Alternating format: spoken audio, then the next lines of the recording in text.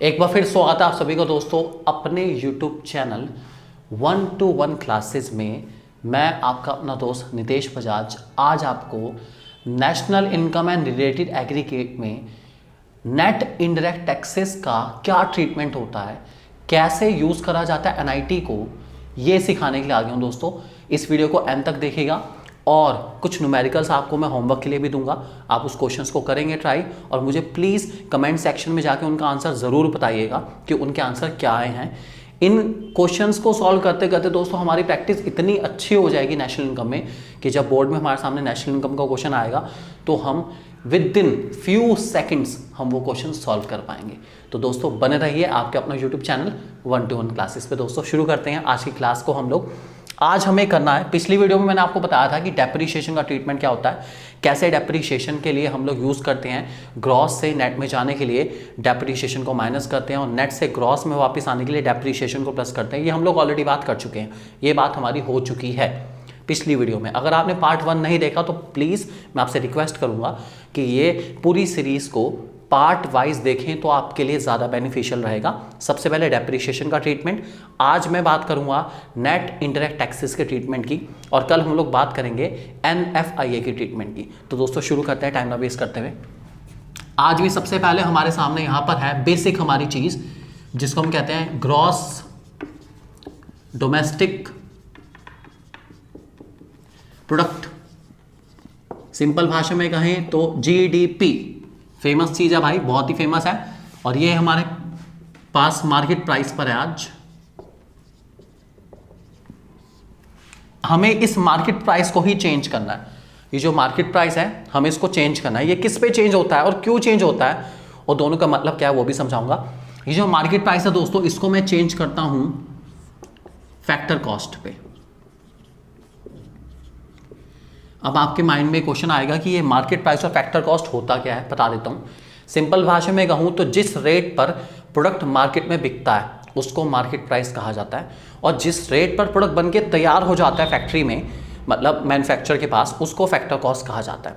Simple भाषा में कहूँ तो जितना भी खर्चा आप फैक्टर ऑफ प्रोडक्शन को देते हैं, एक तरीके से जितना भी पैसा आप फैक्टर ऑफ प्रोडक्शन पे खर्च करते हैं, लैंड पे खर्च करते हैं, लेबर पे खर्च करते हैं, कैपिटल पे खर्च करते हैं, एंटरप्रेन्योर को प्रॉफिट देते हैं, लैंड को रेंट देते हैं, कैपिटल को इंटरेस्ट देते हैं, लेबर को वेजेस भी देते हैं, ये जो सारा खर्चा है दोस्तों वो प्रोडक्ट की फैक्टर कॉस्ट को कंस्टिट्यूट करता है। ठीक है, इसका मतलब फैक्ट्री में इन सारे खर्चों को इंक्लूड करके प्रोडक्ट की फैक्टर कॉस्ट आ जाती है। ठीक है, लेकिन इसमें सरकार का भी कुछ हक है जिसको हम लोग टैक्सेस के रूप में जानते हैं। तो जो आपके प्रोडक्ट की मैन्युफैक्चरिंग कॉस्ट आई है जिसको मैं फैक्टर कॉस्ट कहता हूं, उसमें सरकार के टैक्सेस को इंक्लूड करने के बाद उस प्रोडक्ट का मार्केट प्राइस आ जाता है। ठीक है, मान लीजिए आपने कोई प्रोडक्ट बनाया और उस प्रोडक्ट का जो फैक्टर कॉस्ट आया, जो खर्चा आया उस प्रोडक्ट को बनाने में, जिसमें लैंड, लेबर, कैपिटल और एंटरप्रेन्योर जो बिजनेस का मालिक है, इन सबके मैंने जो भी एक्सपेंसेस थे वो सब मैंने इंक्लूड कर लिए और ये खर्चा आया 8 रुपये का। ठीक है, मानते हैं हम लोग 8 रुपये खर्च हुए हैं किसी प्रोडक्ट को बनाने में। ठीक है, 8 रुपीज़। अब सरकार का भी कुछ हक है, सरकार कह रही है उस पर आप हमें जीएसटी दीजिए, टैक्स दीजिए उसके ऊपर, तो वो टैक्स मैं इंक्लूड कर लूँगा। मानते हैं जस्ट एग्जांपल ले लेते हैं, कुछ भी ले लीजिए कि 25% का टैक्स है तो 8 में 25% 8 रुपये का मतलब 2 रुपये, तो 2 रुपये में इंक्लूड करूँगा टैक्स के। तो जो 2 रुपये इंक्लूड करने के बाद कीमत आएगी 10 रुपये, वो आपका मार्केट प्राइस रहेगा। आई जस्ट होप आपको एग्जाम्पल क्लियर हो गया होगा।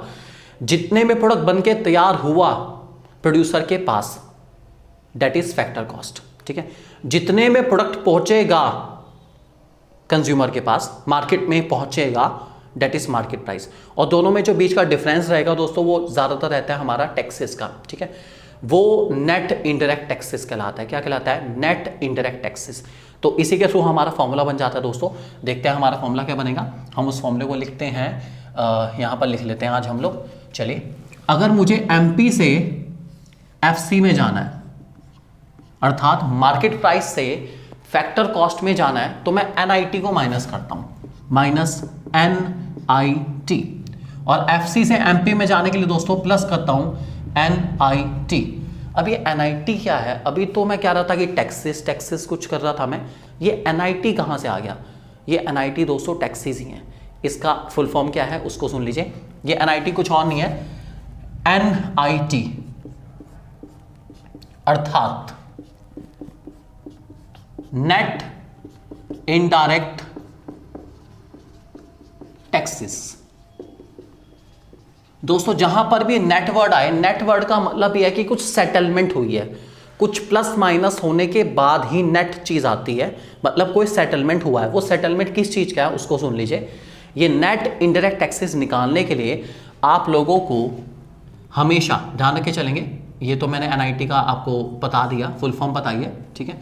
एनआईटी निकलता कैसे है वो सुन लेंगे। एनआईटी का फॉर्मूला दोस्तों होता है हमारा आईटी माइनस सब्सिडी, ठीक है। आईटी बोले तो इनडायरेक्ट टैक्स।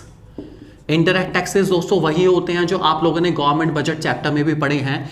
ऐसे टैक्सेस जिसका बर्डन शिफ्ट करा जा सकता है कंज्यूमर पर, उसको इनडायरेक्ट टैक्स कहते हैं। और ये आप लोग जानते हैं, इसका बहुत शानदार एग्जांपल जीएसटी है। आप लोगों इस बात से बहुत अच्छे से परिचित हैं। तो 90% क्वेश्चन में या तो इनडायरेक्ट टैक्स के नाम से ही आते हैं, या फिर एक आधा क्वेश्चन ऐसा भी आ जाता है कभी कभी लक बाय चांस कि ये जीएसटी के नाम से भी आ जाता है। GST you know very well, goods and service taxes, indirect tax का मेन एग्जांपल है दोस्तों, ध्यान रख के चलेंगे, ठीक है।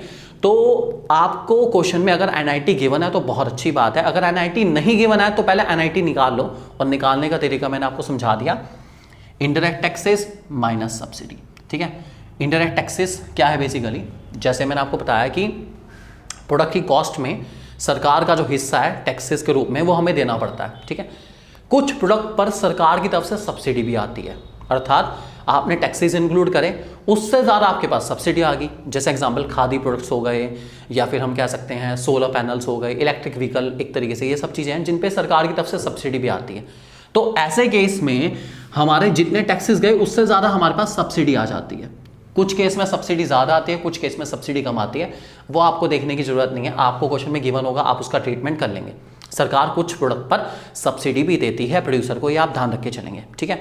तो इन दोनों के डिफरेंसेस को मैं एनआईटी या फिर नेट इनडायरेक्ट टैक्सेस का नाम देके चलता हूं। और मैंने आपको बता दिया दोस्तों कि एमपी को एफसी में कन्वर्ट करने के लिए मैं माइनस करता हूं एनआईटी को, और एफसी को एमपी में कन्वर्ट करने के लिए मैं प्लस करता हूं एनआईटी को, ठीक है। आपके सामने यहां फॉर्मूला लिखा आ रहा है, एमपी टू एफसी का माइनस एनआईटी और एफसी टू एमपी का प्लस एनआईटी। इतना आप लोग सबसे पहले अपने माइंड में सेट करेंगे। अब मैं फॉर्मूला फॉर्म कर रहा हूं, फॉर्मूला क्या बनता है, कैसे बनता है, उसको आपको समझना है। चलिए दोस्तों शुरू करते हैं, जरा थोड़ा सा क्लीनिंग कर देते हैं यहाँ पर, ठीक है। उसके बाद फॉर्मूला हम लिखेंगे। तो ये सारा हमारा कंसेप्ट हो चुका है, हमें पता चल चुका है एनआईटी कैसे आता है, ये सब हम समझ चुके हैं, सब कुछ बहुत अच्छे से हमारे माइंड में फिट हो चुका है।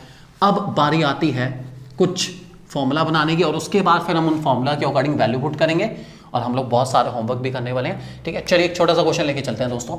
मान लीजिए आपको क्वेश्चन में जीडीपी एमपी गिवन है, ठीक है, 1800, ठीक है। एनआईटी गिवन है 200, और आपसे पूछा गया है जीडीपी एफसी क्या होगा, ठीक है। देखिए ध्यान से दोस्तों, जीडीपी कोई फर्क नहीं है, फर्क सिर्फ किसका है, एमपी से एफसी का। आई रिपीट, फर्क है एमपी और एफसी का। आपको एमपी को एफसी में चेंज करना है। क्या फॉर्मूला बनेगा दोस्तों, बनाते हैं फॉर्मूला जरा फटाफट हमारा, कि जब मेरे को जीडीपी एमपी गिवन होता है और मुझे जीडीपी एफसी निकालना होता है, क्वेश्चन लिखा गया है एमपी से एफसी की ओर जाते हुए माइनस करते हैं एनआईटी। अर्थात एमपी को अगर आप चेंज करना चाहते हो एफसी में, तो आपको माइनस करना होता है एनआईटी, ठीक है। एनआईटी की वैल्यू आपको गिवन है, जीडीपी एमपी आपके पास 1800, एनआईटी आपका है 200, और आपका आंसर आ गया 1600। ये दोस्तों मेरा आंसर रहेगा, ठीक है। तो रूल के अकॉर्डिंग चलेंगे, हमेशा हमेशा हमेशा एमपी को एफसी में चेंज करने के लिए, आई रिपीट, एमपी को एफसी में चेंज करने के लिए आप हमेशा माइनस करते हैं एनआईटी, अर्थात नेट इनडायरेक्ट टैक्सेस को माइनस करेंगे, ठीक है। एक और छोटा सा क्वेश्चन ले लेते हैं दोस्तों, थोड़ी सी प्रैक्टिस हो जाएगी, और हमारी एक और छोटा सा प्यारा सा क्वेश्चन लेके चलेंगे हम लोग। उसके बाद कुछ क्वेश्चन मैं आपको होमवर्क दूंगा। चलिए एक और क्वेश्चन लेके चलते हैं। आपको क्वेश्चन में एनडीपी एफसी गिवन है 2800, ठीक है। आपके पास आईटी गिवन है 600, आपके पास सब्सिडी भी गिवन है 400, ठीक है। और आपको क्वेश्चन में निकालना है एनडीपी एमपी क्या होगा, ठीक है। ध्यान से देखेंगे दोस्तों क्वेश्चन को, एनडीपी एफसी गिवन है, आईटी गिवन है, सब्सिडी गिवन है, एनडीपी एमपी निकालना है, एनडीपी एमपी, ठीक है। तो अगर मैं ध्यान से ऑब्जर्व करूं, एनडीपी फर्क सिर्फ है एफसी से एमपी में आना है, आई रिपीट, एफसी से एमपी में आना है, फॉर्मूला बनाने की कोशिश करूंगा। एनडीपी एफसी को मुझे चेंज करना है एनडीपी एमपी में, ठीक है। ये मुझे गिवन है, ये मुझे चाहिए, ये मुझे गिवन है, ये मुझे चाहिए, ठीक है। मुझे एफसी को चेंज करना है एमपी में। एफसी को एमपी में चेंज करने के लिए दोस्तों आपके सामने लिखा है plus NIT, plus NIT, plus NIT, plus NIT. मैंने नहीं बनाया भाई, आपके सामने रूल लिखे हुए हैं, क्लियर रूल, आंसर हमेशा सही सही और बिल्कुल सही, ठीक है। तो मैं एफसी में प्लस करूंगा एनआईटी। एनआईटी तो दोस्तों मुझे क्वेश्चन में गिवन ही नहीं है, हाँ क्या करूं, ठीक है। मुझे याद आया कि एनआईटी को निकाला जा सकता है। एनआईटी निकालने का फॉर्मूला दोस्तों आपको पता है, NIT equals to IT minus subsidy. IT question में आपको गिवन है 600 रुपीज, सब्सिडी आपको गिवन है 400 रुपीज। 600 400 आपको दोनों चीजें गिवन है, दोनों का ट्रीटमेंट करने पर दोस्तों हमारा बचा 200। तो एनआईटी की वैल्यू आ गई 200। एनडीपीएफसी आपके सामने 2800 है दोस्तों। एनआईटी की वैल्यू हमने निकाल ली है, ये रही, कितनी है 200। 2800 प्लस 200 दोस्तों पूरा 3000 रुपीज। ये आ गया दोस्तों हमारा आंसर, ठीक है। तो कुछ इसी टाइप के क्वेश्चन की अगर आप रेगुलर प्रैक्टिस करते रहें, स्टेप बाय स्टेप प्रैक्टिस करें, पहले डेप्रिसिएशन का ट्रीटमेंट करना सीखें, फिर आप एनआईटी का ट्रीटमेंट करना सीखें, और एक एक चीज़ का ट्रीटमेंट जैसे जैसे आप करेंगे आपको कॉन्फिडेंस भी बूस्टअप होगा और आप देखेंगे कि आपके आंसर जल्दी आ रहे हैं। एक और दोस्तों छोटी सी कंडीशन, एक छोटा सा और क्वेश्चन है बहुत ही अच्छा आपके सामने, वो भी मैं करके दिखाता हूँ आपको, ठीक है। थोड़ा सा इसी क्वेश्चन में ऑल्ट्रेशन करता हूँ मैं, छोटी सी एक ऑल्ट्रेशन कर देता हूँ, ठीक है। सेम ऐसा ही क्वेश्चन है, बस एक छोटी सी ऑल्ट्रेशन करने की नीड है, ठीक है। ये हमारा करेक्ट हो गया यहाँ पर, ठीक है। 1800 आईटी ले लेते हैं हम लोग 300, सब्सिडी ले लेते हैं हम लोग 700, ठीक है। और सेम है, आपको एनडीपी एमपी निकालना है दोस्तों। एनडीपी एमपी निकालने के लिए फॉर्मूला तो हमारा वही है, एनडीपी एफसी प्लस एनआईटी, ठीक है। एनआईटी गिवन है, निकाल लेते हैं, एनआईटी निकालते हैं। आईटी आपके सामने है 300, सब्सिडी है 700, ठीक है। करने पे ट्रीटमेंट आया कितना -400, माइनस का 400 आ गया एनआईटी। क्या एनआईटी माइनस हो सकता है? बिल्कुल हो सकता है दोस्तों। ऐसी सिचुएशन में जिसमें सब्सिडी आईटी से ज्यादा हो, एनआईटी माइनस में होगा। आई रिपीट, जब जब सब्सिडी ज्यादा होगी आईटी से, तब तब एनआईटी माइनस में नेगेटिव हो सकता है। ये क्वेश्चन कराने का मेरा रीजन ही यही था, ताकि मैं आपको बता पाऊं कि एनआईटी की वैल्यू नेगेटिव हो सकती है। जैसा आप करते आए, रूल वही रहेंगे, वैल्यू नेगेटिव आए पॉजिटिव आए आई डोंट केयर, रूल वही रहेंगे। एफसी को एमपी में चेंज करने के लिए, एफसी को एमपी में चेंज करने के प्लस एनआईटी होता है, प्लस एनआईटी करूंगा। एनडीपी एफसी की वैल्यू 1800 प्लस एनआईटी की वैल्यू, एनआईटी की वैल्यू दोस्तों नेगेटिव है -400, ठीक है। 1800 ब्रैकेट ओपन करा, -400, आंसर आ गया दोस्तों हमारे सामने 1400। ये मेरा आंसर है, ठीक है। तो रूल चेंज नहीं होंगे, नहीं होंगे, नहीं होंगे, भले चाहे फिगर प्लस की हो माइनस की हो, rule will remain same and same. Remember this, ठीक है। प्रैक्टिस करिए। आपके लिए जो आज का होमवर्क है दोस्तों, कुछ क्वेश्चन आज आपको मिलेंगे पूरे 3 क्वेश्चन होमवर्क में, और वो क्वेश्चन आपके सामने ये रहे।